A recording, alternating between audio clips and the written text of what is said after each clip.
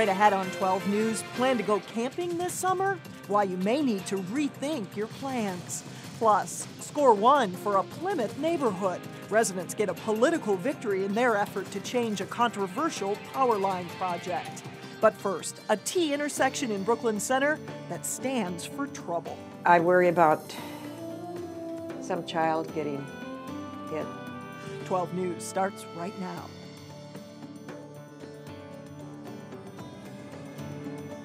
Some Brooklyn Center homeowners say they need the city's help to keep their streets safe. Thanks for joining us. I'm Alexandra Renslow. And I'm Mike Johnson. It's not drugs or violent crime neighbors at 65th and Unity Avenue are most worried about. It's car crashes. One woman tells our Renee Bonneau how her home is an unintended target for reckless drivers.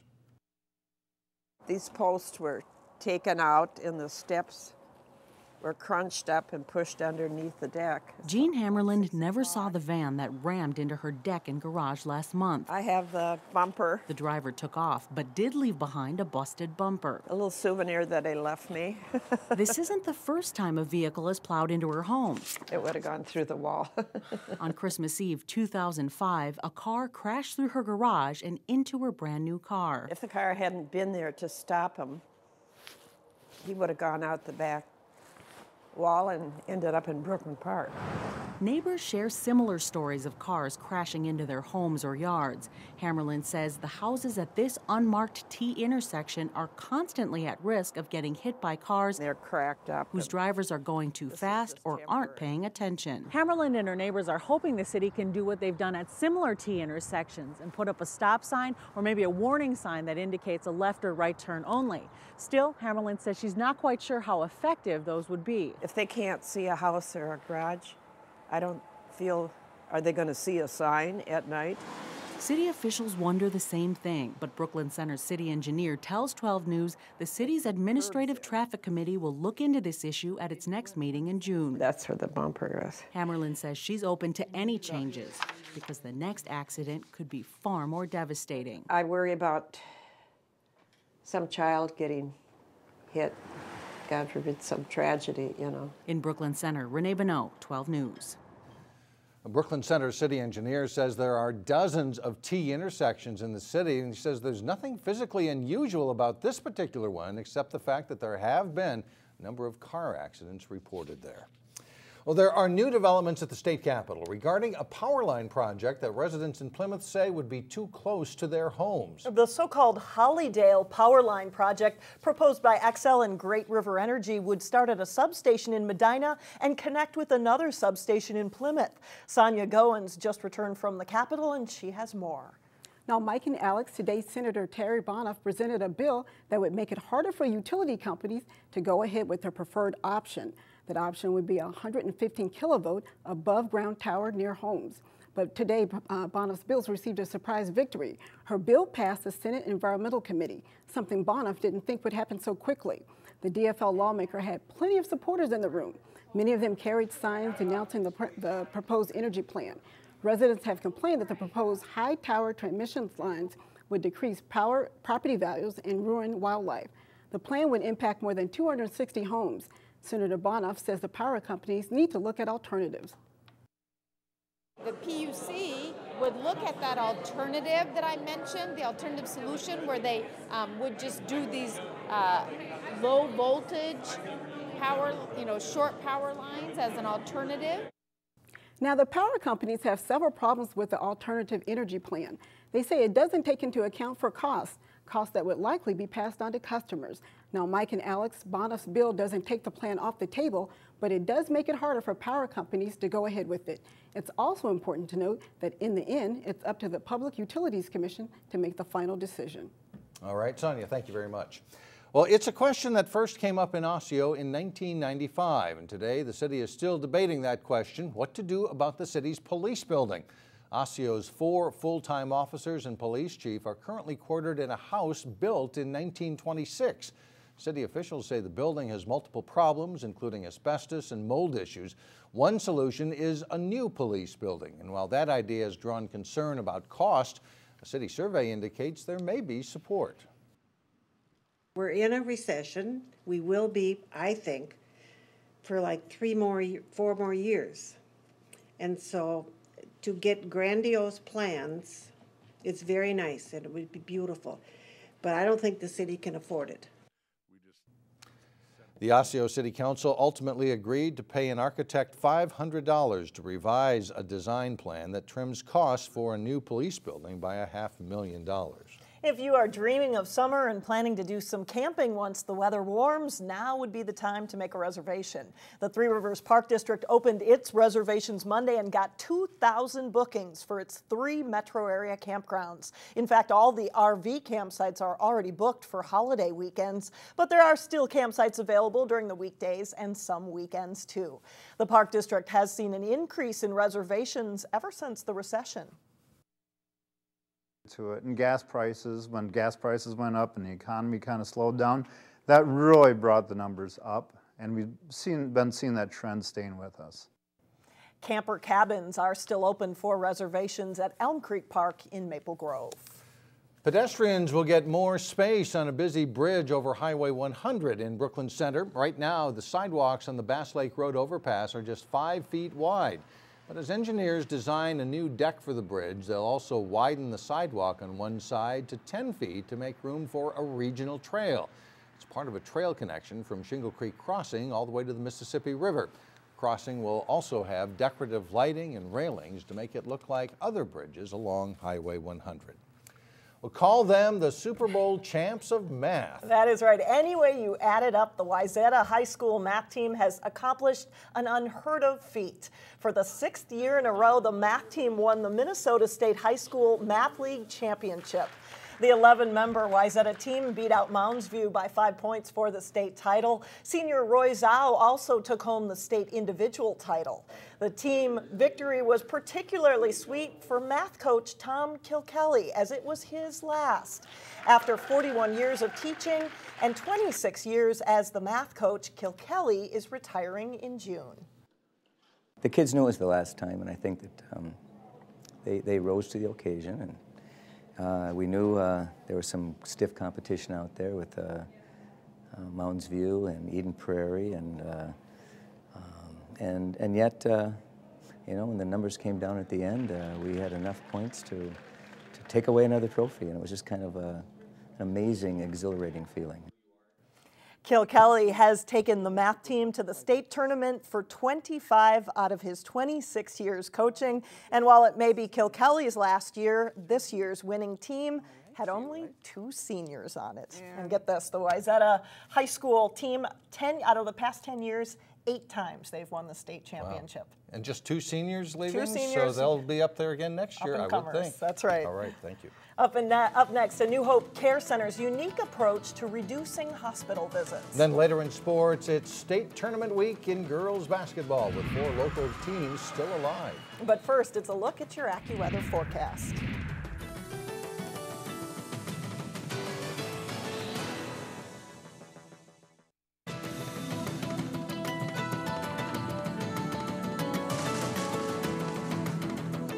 Heart disease is the second leading cause of death in Minnesota behind cancer. According to the Minnesota Department of Health, more than 48,000 Minnesotans spent time in the hospital due to heart disease in 2010.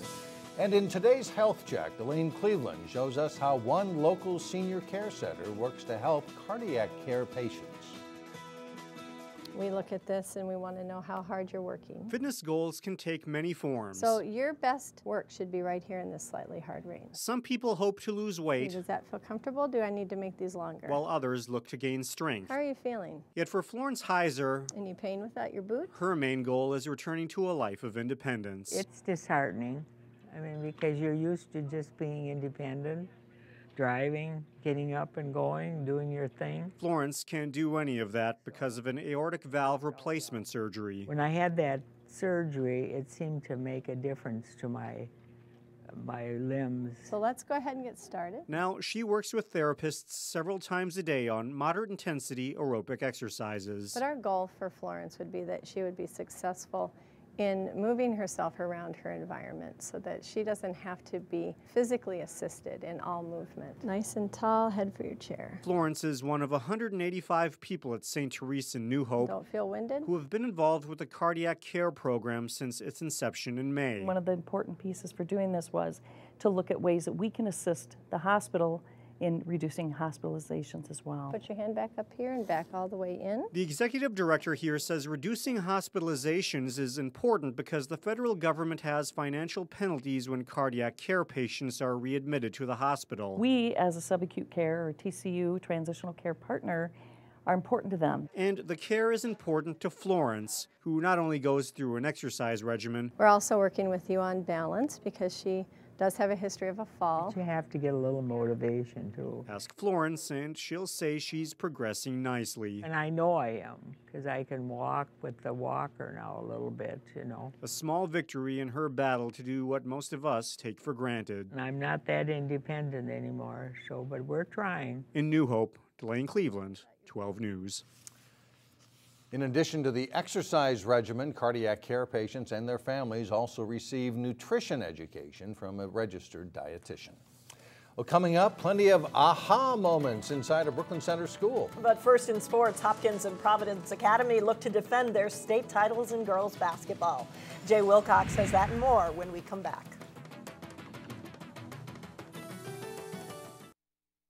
Jay Wilcox with sports. Lots of excitement this week. Girls basketball tournament starts in just a few hours, a couple of days. Yeah, get into the big show down to the Target Center and Williams Arena for those two tournaments. It is state tournament week in girls basketball, and 4 teams that we cover here on Channel 12 are in the tournament in various classes.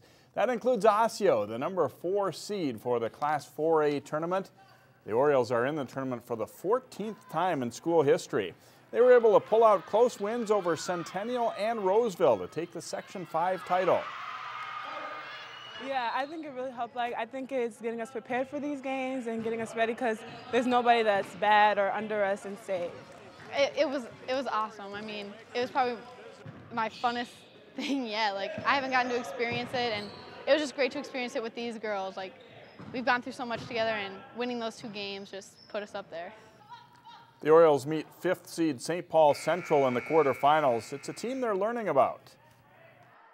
Anytime you go up against a coach that's won, at least I know of 2 for sure, state tournament titles, you know you're up against a good team that's going to be well coached, and they are athletic. So and some of the things that we do well are some of the same things that they do well. So it could be an interesting matchup.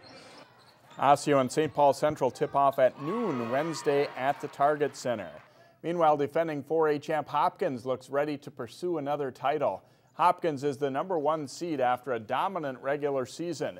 They did lose 1 game to Centennial, and that did reinforce that nothing's automatic.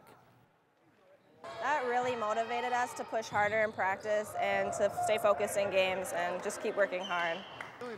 Royals senior Nia Coffey has been named Star Tribune Metro Player of the Year. She's headed to Northwestern next year. Hopkins plays St. Michael Albertville in the quarterfinals. They are amazing shooters, so we have to really stop them from shooting the 3.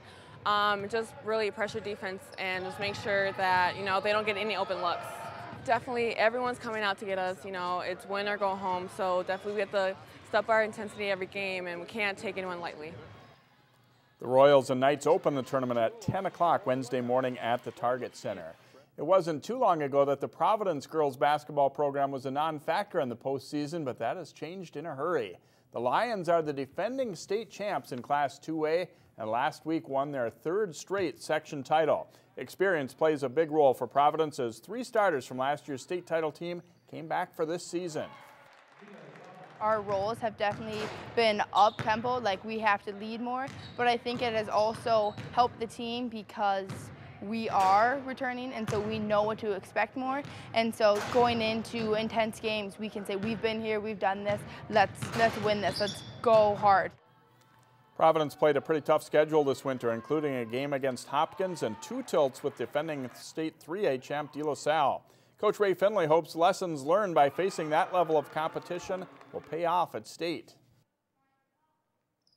There's an intensity level there. There's an accountability. We're outmanned with the Hopkins. They got waves and waves of players. And so being stressed is not a bad thing. You need to process it, be realistic about it, make adjustments. The great Phil Firk once told me, he said, all coaching is monitoring and adjusting. And so we try to get better. And Coach Finley says this will be his last season after 5 years at Providence. Providence plays Pine Island Wednesday at 6 p.m. at the Target Center. Wayzata's boys hockey team played in the state tournament for the 3rd time ever last week. On this week's Sports Jam show on Channel 12, we profiled Trojans coach Pat O'Leary. Here's a clip from that story. O'Leary was a high school star at Armstrong and played on a national championship team for the Gophers. He got into training and skill development after playing in the minors. Then after a year as an assistant at Orono and 3 years assisting Carl Davis at Wayzata, O'Leary got the Trojans' top job last season. I think that I'm a pretty good motivator, I think, of the kids. You know, I think they understand that I've, you know, played at a level that, you know, takes a lot of focus to succeed at. I've coached at every level pretty much, so all the way up to high school, obviously. And I think I do a good job of motivating kids, and I think I do a pretty good job of you know, continuing to build skills and improving kids throughout the year. Get up the ice! We'll watch the rest of the Pat O'Leary story and more on Sports Jam. It's on through Wednesday here on Channel 12. So hockey already in the books. Yeah. Girls basketball, then boys basketball, boys. and that's just about it. All right, thanks a lot, Jay. Fun time of year. Thanks, Jay. Still ahead, the wonders of science light up a Brooklyn Center school. We'll be right back.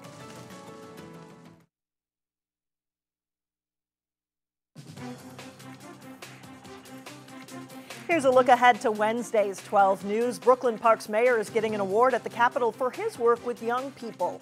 Plus, in Money Savers, getting ready for St. Patrick's Day on the cheap. And in sports, highlights from the opening round of the state girls basketball tournament. We'll have those stories and more Wednesday beginning at 4. And finally, watching a child's mind light up in Brooklyn Center. Garden City Elementary students learned about circuits and other wonders of science. Boston Scientific volunteers helped demonstrate different experiments on Monday night as part of the school's first annual Family Fun Science Night. It's one way Garden City is trying to expose kids to science and engineering. The elementary kids love to learn about the world, and they want to figure out how things work. They want to have their hands-on, doing hands-on activities. Besides circuits, kids learned about the human heart. They worked on constructing boats out of straws and tinfoil. And if they can make that float, yeah, that's right. they'll be well on their way to an engineering career. That's right. That's it for now. Thanks so much for joining us, everyone. We'll see you back here Wednesday at 4.